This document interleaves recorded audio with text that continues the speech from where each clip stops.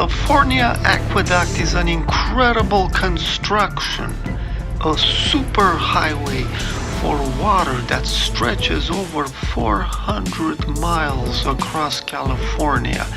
Just incredible. But this man-made river was hiding secrets that I finally uncovered.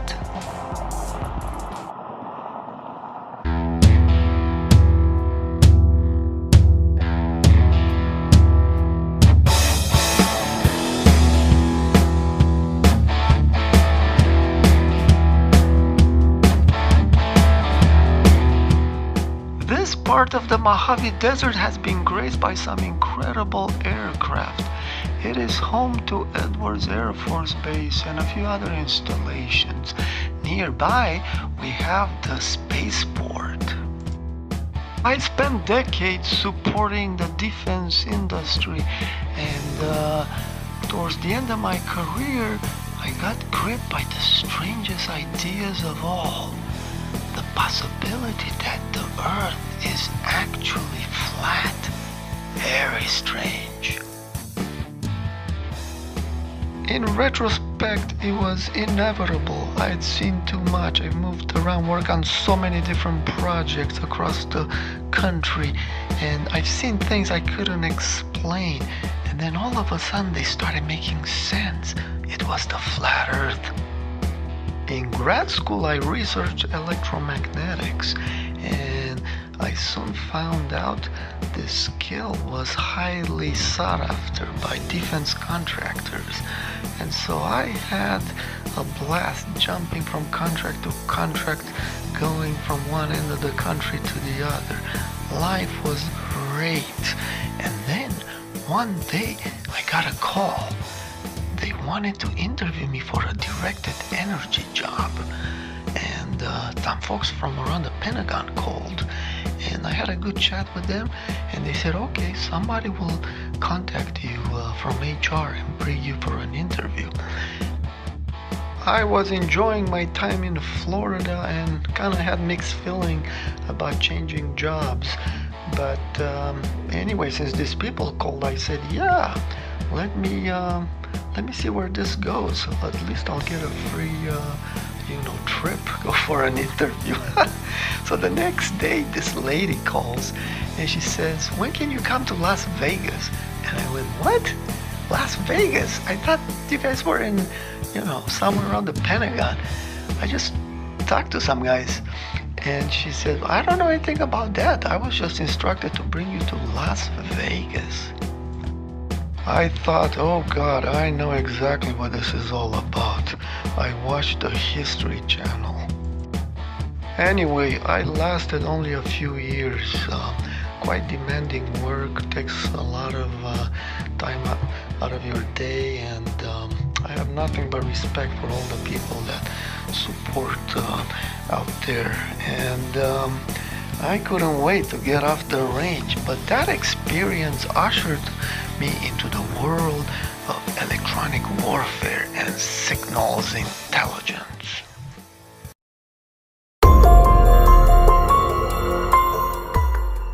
A few years later, at a different job, one day a fellow engineer retired, and they couldn't find a replacement, so they asked me if I wanted to go look after this simulator and make sure it's calibrated. So I said sure. I was an RF engineer and I jumped at the opportunity. And that's the first time I saw the words flat earth right there on one of the first dialog boxes that opened up. There was a checkbox. Do you want a flat earth or not? And I thought, what? That's very strange. Why in the world is that there? Around this time, I clicked on my first flat earth video in YouTube, and I was like, what? This is crazy. Do people mean the earth is flat not locally but globally? I mean, instantly you're thinking, what? That doesn't make sense. What? That's kind of crazy. So I started to talk to my fellow engineers and kind of joke around, a bit tongue-in-cheek, and I used to tell them, hey, NASA is hiding the flat Earth with fisheye lenses. Yeah, they're doing it on purpose. And, so this kind of went on for a little bit, and we were also analyzing data from our payloads, and one of my friends, I remember, he called me over and said, hey, come check this out. We were testing a payload, and we're receiving signals, and one of the air route surveillance radar was picked up, and of course, this is standard theory. You can move about and you get different direction to signals, and then you can triangulate your location, standard direction finding techniques. Anyway, he was processing all this data, and he didn't filter. Usually we filter because we're interested in signals, in the vicinity. But he didn't filter anything, and all of a sudden he picked up signals like way out there, almost, if I remember correctly, 2 times the distance to the horizon. And this graphic is exaggerated. I'm just showing you this graphic. I don't want to reveal any sensitive information, but yeah, the green line kind of shows the direct line of sight. So how can you pick up a signal around the curvature of the Earth? And I was like, oh my goodness, we got data at our fingertips. Oh my God, and that's when I got really interested into what was going on. What is this flat Earth phenomena? So radar waves bend. That's the standard theory. That's what everybody talks about. But I started to get a little bit more curious, and I was doing a lot of thinking. I started reading papers. One of the first papers I read was this one, Measurement of Variations in Atmospheric Refractive Index with an Airborne Microwave Refractometer. And I highlighted in red their introduction. Experience shows that meter and centimeter length electromagnetic waves are propagated far beyond the horizon, with a field strength much greater than what can be accounted for on the basis of standard diffraction theory. I was like, well, I have that experience. I'm seeing it in my data. And I was very, very intrigued. I looked at patterns of this circuitry, and did a lot of research into anomalous propagation. There is ducting and radar holes, etc. And this phenomena can be beneficial to the military. One thing I quickly realized is that some studies just reference the Earth's surface. And I said, no. You have to prove that it really bends. Measure that index of refraction. And it's really a hard problem. But, just simply detecting a signal out there with a known, coordinate, and then doing this kind of geometry and saying, well, because we detected so much farther out, that means radar had to bend. It's not real science. You're just using one theoretical model to support another one. You have to prove absolutely that radar has actually bent. And just like that, slowly, all these anomalies that I had seen in my career came to the surface. I'd suppressed them. I remember in the 90s, some guy was trying to interest me in working on this program, and we were in the cafeteria, and he was saying, this aircraft is so cool, and we can pick up jets flying over Cuba. And we were around Dallas, And I thought, yeah, that's what radars are supposed to do, I didn't think much of it, Yeah, they're designed to pick up jets flying over Cuba. I should have jumped to that knowledge, but that illustrates how tired our minds really get. Education in many ways has failed a lot of people.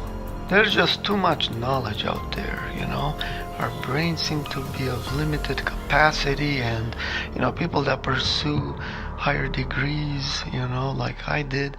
I mean, you specialize in a specific area, but there's just so much out there, and very hard to comprehend. You need multiple lifetimes to, gather all this. But once in a while, people are beginning to wonder, and that's how you wake up. The key is to question everything, but not all the time, right? We don't go around questioning whether gravity pulls us downward. Experience tells us, yes, okay, that was settled. It was the same thing with the Earth, I mean, so much is based on the Earth model and, astronomy and other things.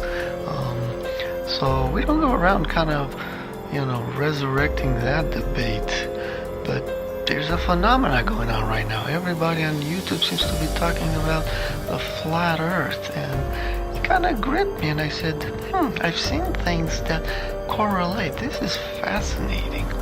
Then somebody sent me a paper, and I didn't quite like the tone of it. It was a Sandia National Labs report, written by somebody that works in intelligence, surveillance, and reconnaissance like I did. And in the abstract, the first sentence caught my attention. It says, the Earth isn't flat and radar beams don't travel straight. So categorical. That just bothered me, That really bothered me.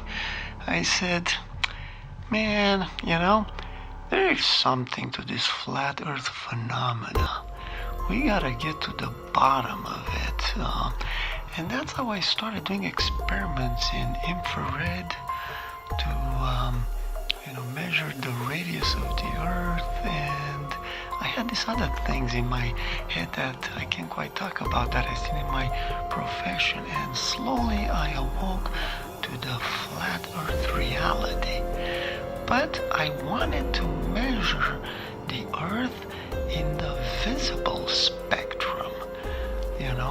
I was going on the assumption that there is upward refraction that's bending the light. That's why things appear to disappear over the horizon.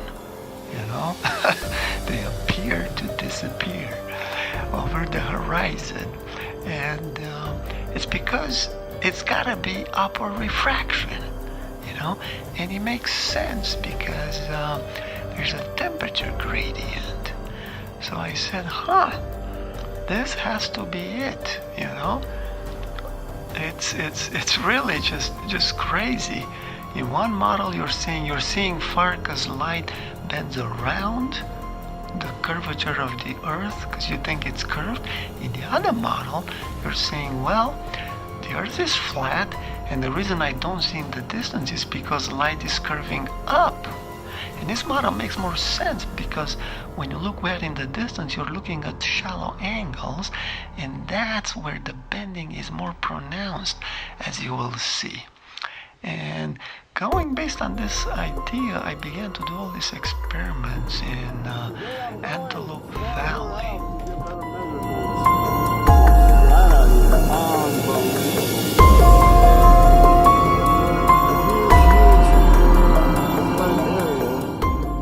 This area is extremely flat, and I designed a test to take advantage of this flatness.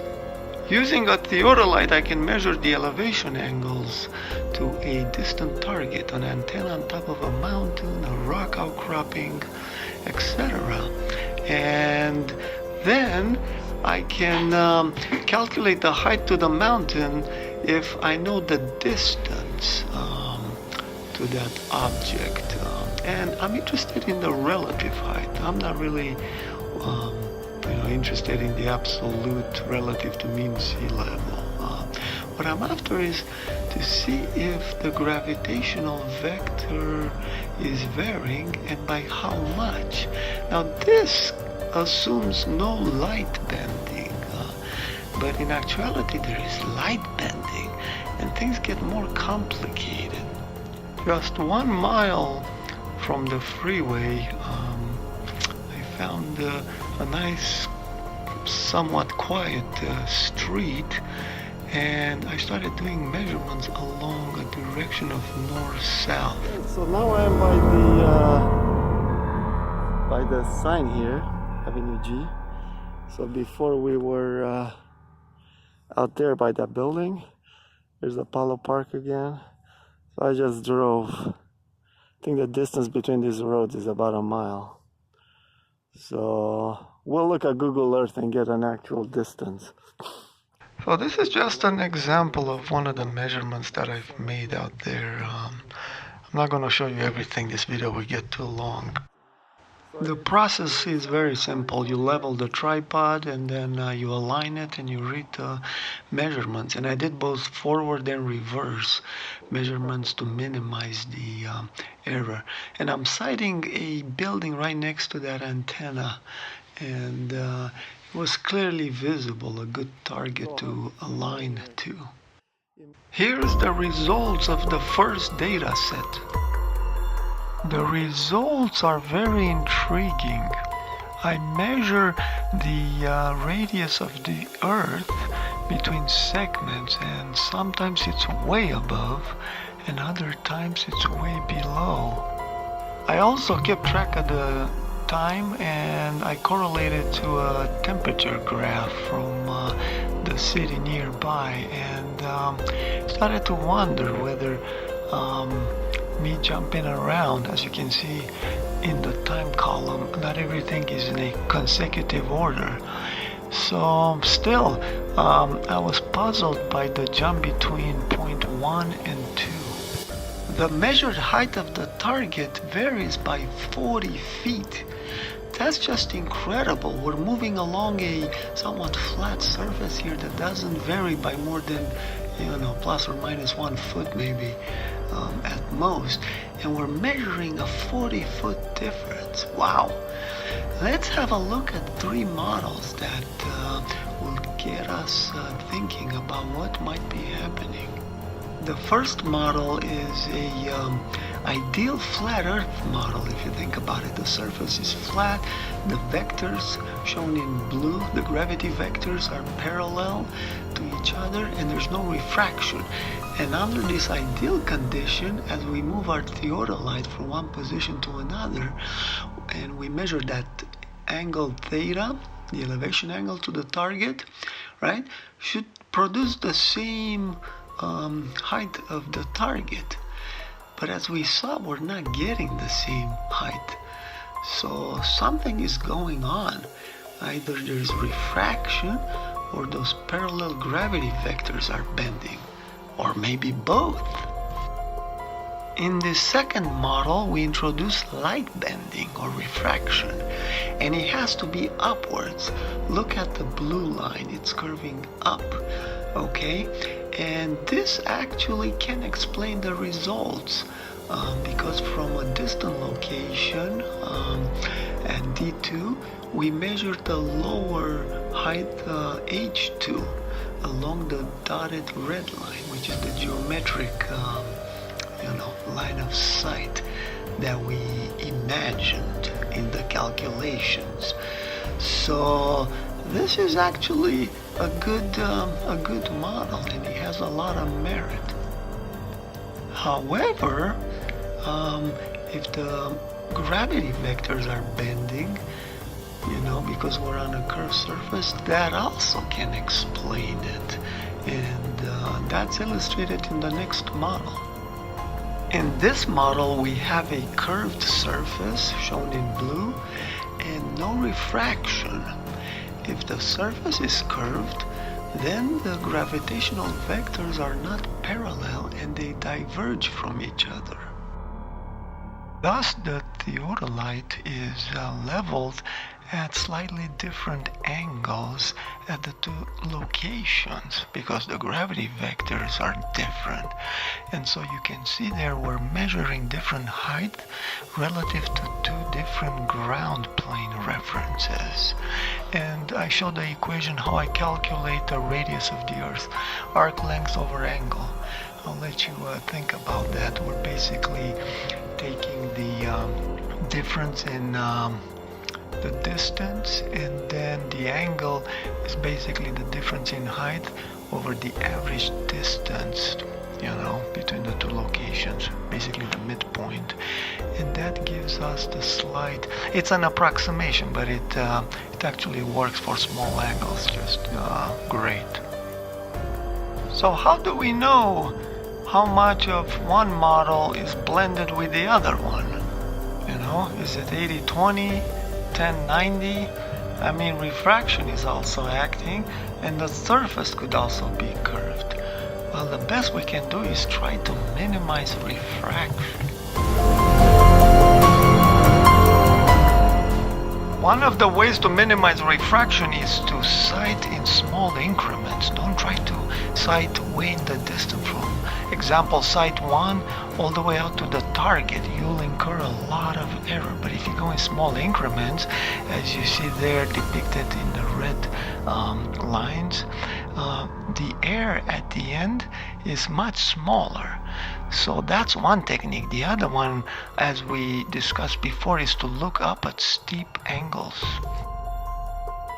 Now here's a demonstration of upward refraction, just incredible. So I've set the theodolite just 30 arc seconds below. It's kind of easy. The error inside of it is anywhere from 25 to like 29 or something. So anyway, I set it below 90 degrees slightly, so that it's actually level. And looking out through it, look at this apartment building out there, right just to the right of the center. You see that? We're aligned with the top window. Now here, I'm much closer at Avenue, H. And look at the same apartment building. Wow. We're pointing to the fence, right? Maybe 20-30 feet below where the other crosshairs were. Just incredible. So this illustrates there is strong upward refraction at low grazing angles. So we don't want to measure too far out. We want to go in increments. And another technique is to increase the elevation angle to minimize refraction. And we know that's true from Snell's law. There's a gradient here, so looking straight down is actually the best. And we'll talk about LiDAR and satellite imaging in another presentation. Pronounced refraction at low grazing angles is responsible for the mirage, and also look how the cars appear to go behind the curve. Just incredible. This road is extremely level up until a few miles out, and then it slopes up. Notice all the cars. And this poses a constraint on the elevation angle that I was able to measure. The aqueduct is a much better location for this types of measurements, but before going there, I decided to do one more set on a better day and much quicker.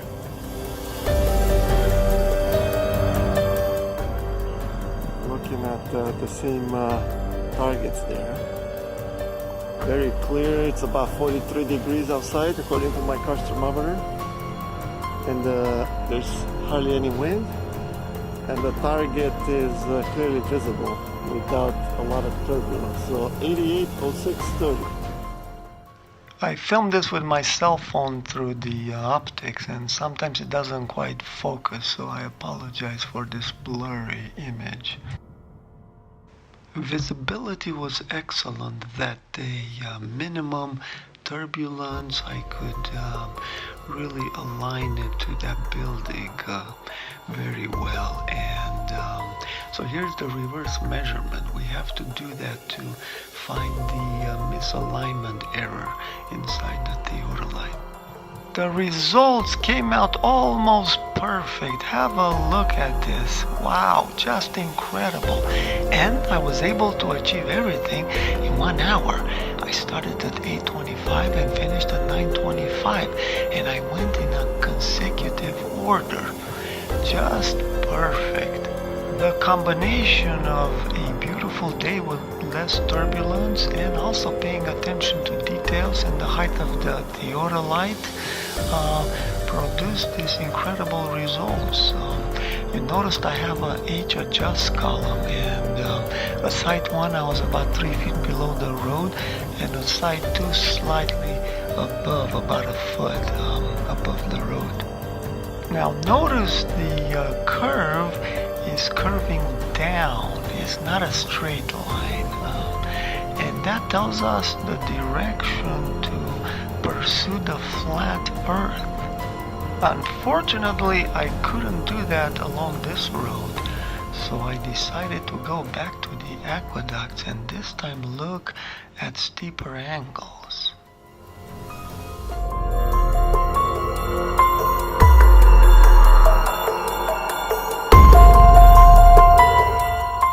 I chose Cummings Mountain as my target, clearly visible in the distance.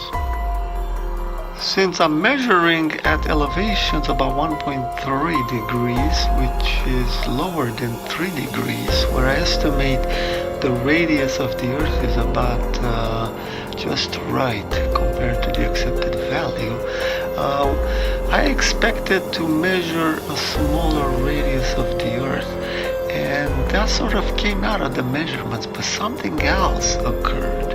A transitory result that lasted for 2 consecutive days.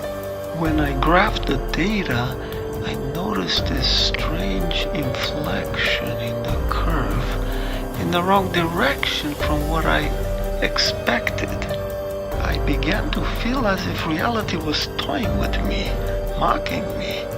So I decided to go farther out in both directions to really see how this curve plays out.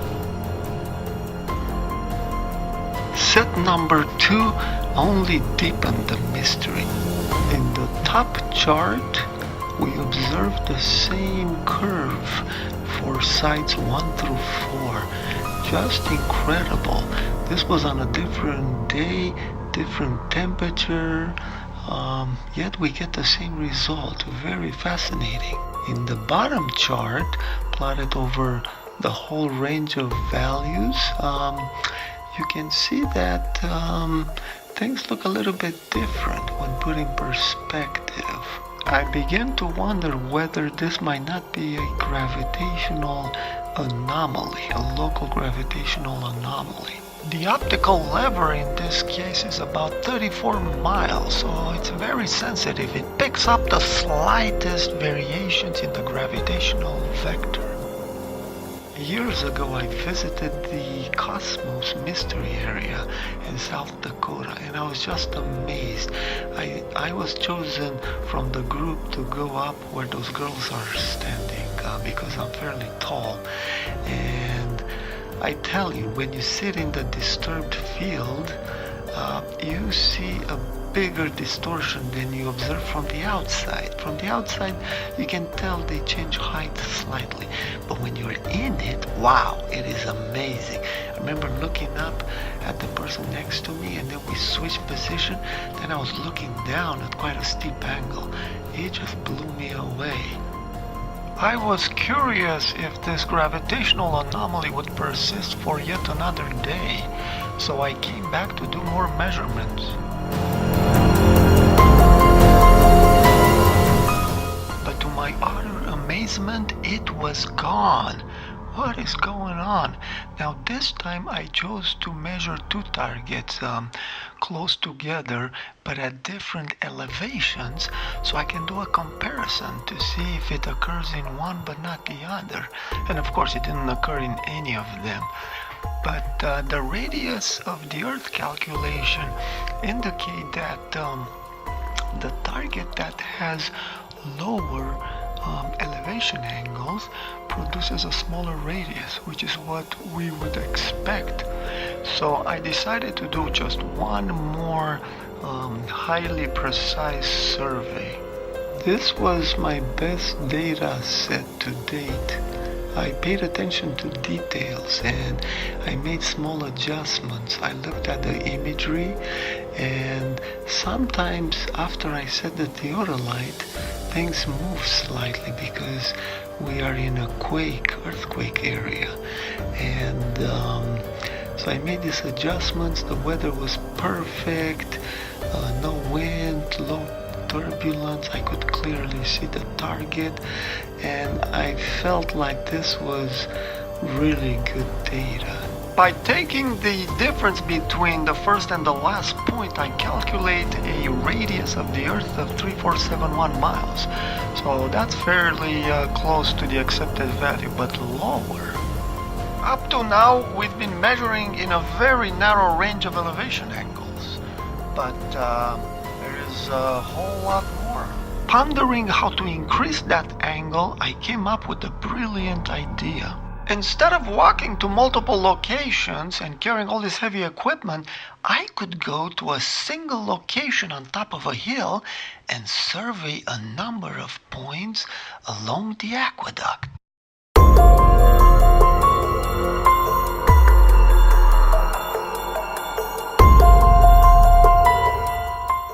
From the top of the hill, I surveyed 9 locations along the aqueduct. I looked at the cement embankment. My horizontal reference was a distant airport tower, and that helped me triangulate my position more accurately. I chose well-defined features that I could identify, like a pipe holding the ladder going down in the water. And in rapid succession, I went along and gathered lots of data. So the temperature would be constant. I looked at pipes, and I went all the way out at about 0.5 degree elevation angle, from about 7.5 degrees. So a nice spread in angles.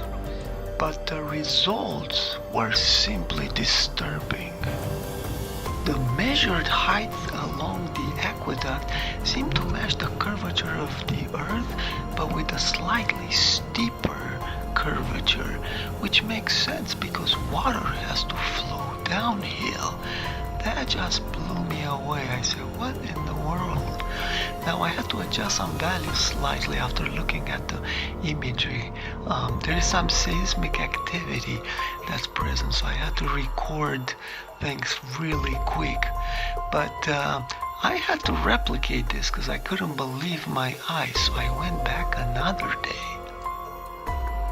This was an even better data set, very smooth. I was very impressed. It was a clear day, and I thought, this is it. I have to find out what that slope is. So I went to the internet. A quick Google search revealed that the slope of the aqueduct is on average 3 inches per mile. So I went back to my spreadsheet and I tried it out. Here we go. Let's go to the aqueduct slope. Put in 0.25 feet per mile. That's 3 inches per mile. Boom! Look at that. Oh my God, just perfect. I was quite agitated. I said, man, I should have never bought that theodolite.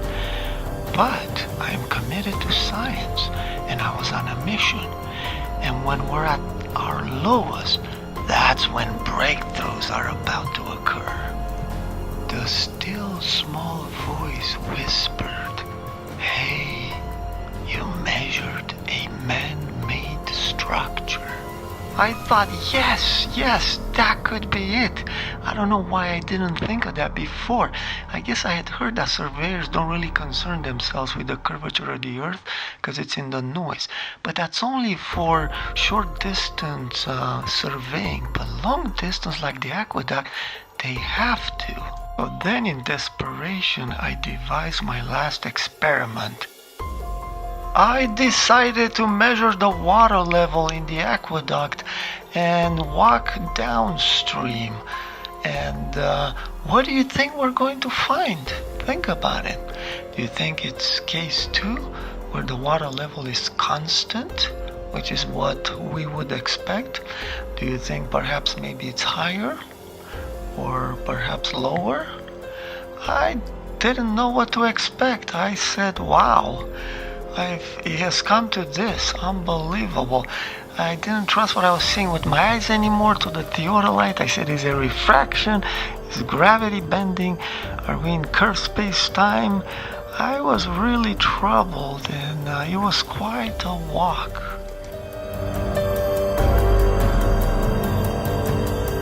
This is the first location, and I move it so the water moves a little bit. See that? Make waves there. There you go.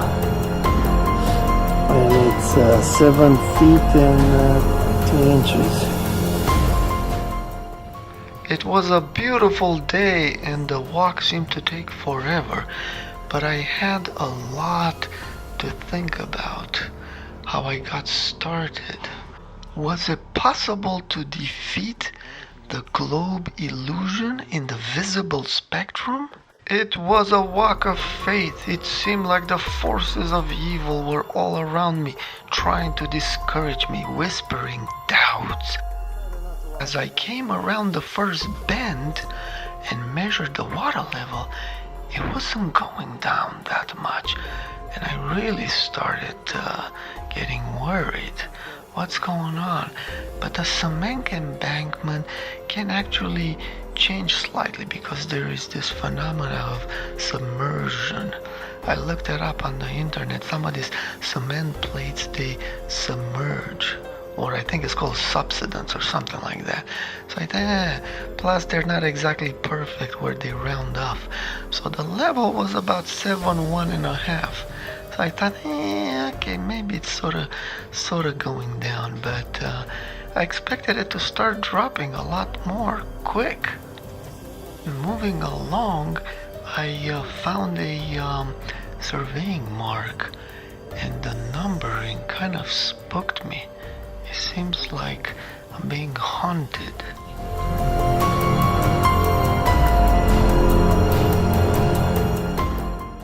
The more I walked along, the more uncertain I began to get. I wasn't sure what I was going to measure. I was very curious. What would I measure? What's the water level? If the water level is lower, I could understand. If it's about even, it means it's flowing at what they projected, about 3 inches per mile. But if it's higher, and it would have to be higher for the flat earth.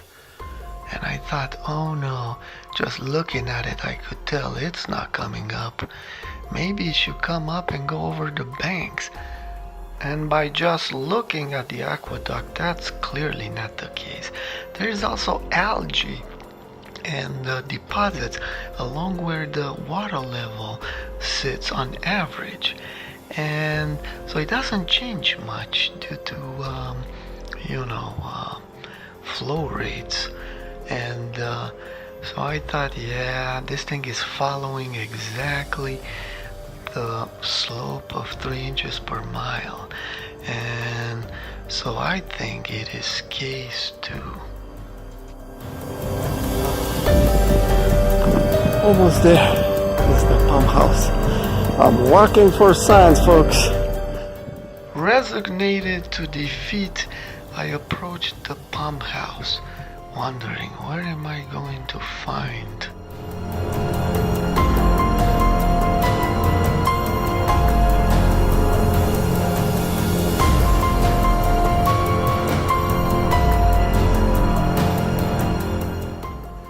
And then, a glimmer of hope. The water level appeared to be significantly higher. Okay, so we're by the pump house now. Here's the pump house. And yeah, we were, boom, this was the most distant point. And I used to aim around here. Gosh, the sun is shining. There we go. Right there. See that? I'm moving in the water. There you go. About 6 feet. Right at the curvature. See that? About 6 feet. The water level has come up, folks. Case number 1. You win. Unbelievable. A foot and 2 or 3 inches from over there. Yeah, very, very interesting.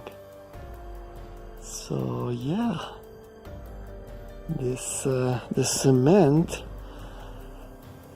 was surveyed, laid out to follow the curvature of the earth, and the water doesn't care about that. The water is like, you can do whatever you want. I'm obeying the laws of gravity.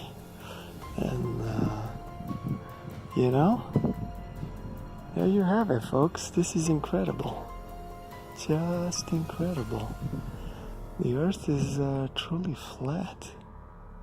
Unbelievable. But yet there is an optical distortion, right? Light bends up because there's a gradient. Temperatures are warm across the surface, but it's not only that.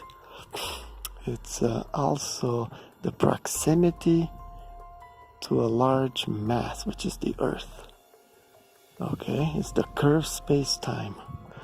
And things move faster, closer to large objects, slower. And in future videos, I will show you that phenomena as well. I have drones, and I'm going to go up in the sky with a drone, and we'll do really fine measurements of Doppler variation. And yeah, exciting times, folks. The Earth is truly flat. You can bank on that. It looks flat at steeper angles, but at shallow angles, not. And they chose to measure the radius of the Earth at shallow angles. Bad scientists, bad. That's what happens when you don't think everything through, and you don't revisit assumptions made in the past. But they know. I know they know. And they're covering it up. They don't want humanity to wake up to the fact we live under a dome. And, holographic universe. It's a backdrop created by the Almighty. They're watching us right now. Hello, I'm here.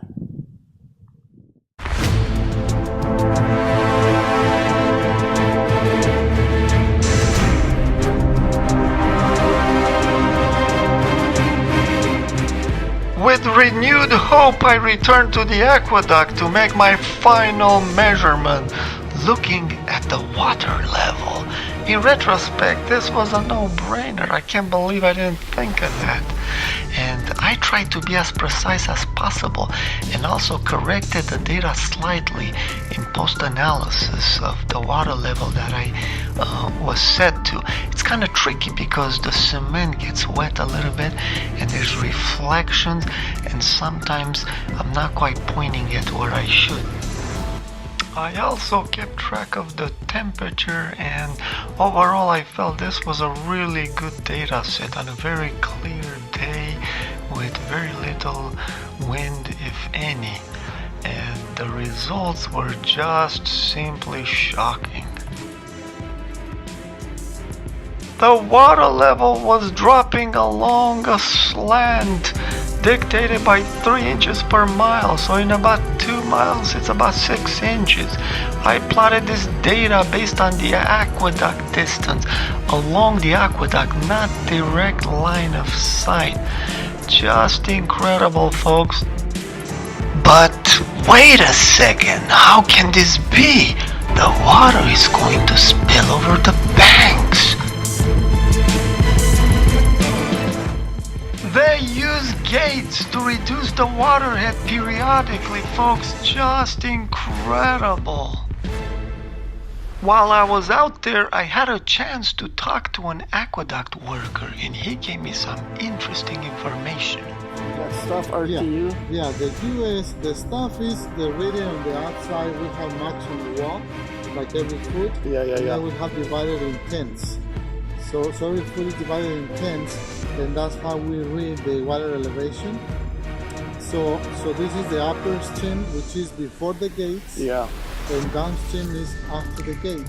I see upstream and downstream. Yeah. And so I read 39.8, and then below the gate is 39.0. So the gate is open 2.2. Yeah. 2.2. So the water is going under the gate. Yeah. Pushing under the gate. Yeah. And this is the same reading, but this is through the electronic sensors. This is the electronic sensors. So they are close to the real thing outside. They are like a little bit off. I called the office and they don't listen to me. I told them this is what I see, a real thing. Yeah. And they say, oh, don't worry. Because they look at the electronic data, right? So they don't believe you. No, they don't believe me. They say, oh. So I had a great discussion with this person, and we chatted for quite a bit, but I decided to plot the data off of his spreadsheet there, and look at that. The WSC is the water surface elevation, okay? And so I took the miles and the normal. So it's the normal where the water, they're thinking it should be on average, but they operate this aqueduct under different conditions, and sometimes the water level can be higher. One other guy I talked to on a different occasion was telling me how there's a delay of like 15 minutes when they open gates before it propagates, and there's diversion areas for water. There's some lakes, and it's quite a fascinating, system. So anyway, I gained a lot of insight, and it finally started to make sense. They're using these gates to, control the water. Otherwise, you're gonna have some real issues. So there you have it, folks. Just incredible developments. I hope you've enjoyed this presentation and have gained a new perspective on this incredible aqueduct. It's quite an interesting construction. The more I read about it, the more impressed I am. It's quite vital to Southern California and other communities. It brings water, much needed water. So what do you know? The flat earth is there. Just incredible. Make sure you folks subscribe and have notifications enabled, because I am planning a lot of videos. I just can't wait to get into space imagery and other things. I am loaded with information, and when I get time, slowly I'm going to put out more videos. These are exciting times, folks, very exciting.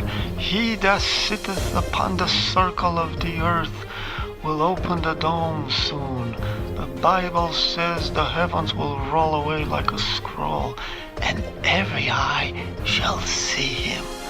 I hope you are ready for that event, folks. Just incredible. The earth is incredibly flat. Just unbelievable.